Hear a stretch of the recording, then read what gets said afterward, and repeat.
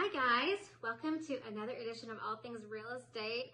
I am pretty excited to share with you this week a great seller story.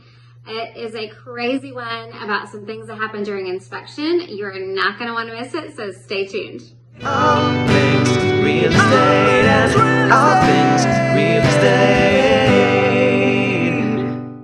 Okay, so as you know, during the home selling process, your buyer is going to have an inspection of your house, right? We all know that. It's standard operating procedure.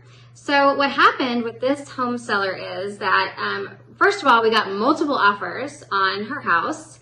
We ended up with thousands and thousands of dollars over list price on our house, and just a great contract, and lots of good money for the seller. And then what happened was during inspection, the inspector flagged the foundation.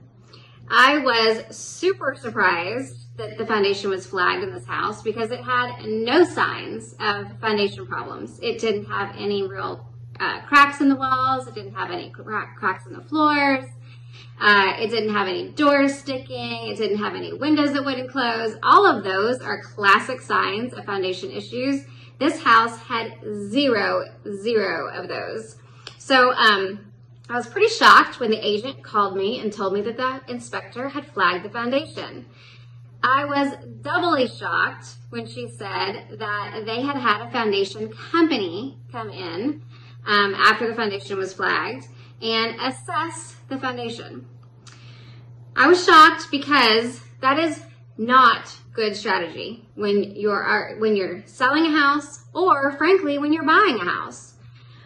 What do foundation companies do? They fix foundations. How do they fix foundations? They get paid money to fix foundations. So what do you think they're going to find when they go into houses to look at foundations? They're probably going to find a foundation problem, right? They're probably going to find something that gives them a reason to put some piers in. Now, I'm not saying that all foundation companies are out there to, swindle you or anything like that. But the bottom line is they're there to make money off of fixing foundations, okay? They are not a neutral party to assess the situation. So what happened with this foundation company is that they decided, after they ran their numbers and did their little measurements, that this house needed 23 piers and it needed over $11,000 worth of foundation work. Yeah, that's basically the face that I made when I heard that from the buyer agent on the phone. I just was like, no way is that a fact that this house needs all of that foundation work. So what do you do as a seller? What do you do when this is flagged on inspection? You've got this foundation report that says you need all this work. What is the strategy there? Do you just do the work and make the buyer happy and go about your business? Absolutely not. What you do is what we did. We called a couple of structural engineers and we said, when can you get there? We want you to get there relatively quickly within the next couple days. And the seller paid to have a structural engineer who is a neutral party. He is there just solely to assess the foundation situation. He is not there to make money off of putting in piers. So we got a structural engineer in. He did his measurements and things like that. And guess what he found? This house needed no foundation work whatsoever. Were some of the measurements off? Was the house a little bit more than an inch or two off from front to back? Yes, right? Is that a problem? No, it's not. The foundation is going to move when it's built in North Texas. Of course it's going to move. It is only a problem when it moves too much and it starts messing with the actual integrity of the house and integrity of the foundation. This structural engineer found that absolutely no work needed to be done and saved this seller that $11,000. And we provided that information to the buyer.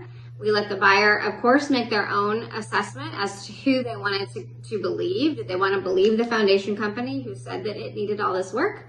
Or did they want to believe the engineer who was a neutral party? And luckily for us, The buyer said, you know what? We believe the structural engineer, and we are going to move forward with this contract. So that's what I wanted to share with you today. It was a little bit of a crazy story, but it ended up okay in the end. I hope you enjoyed that little story. I'm going to be doing those stories once a month. I'm going to have one seller story and one buyer story, a little case study for you. Just kind of telling you all about what happens in the trenches in real estate. It's not all fun and games out there, but it is kind of fun to talk about the strategy of real estate and how buyers and sellers make it happen and how we all get to the closing table.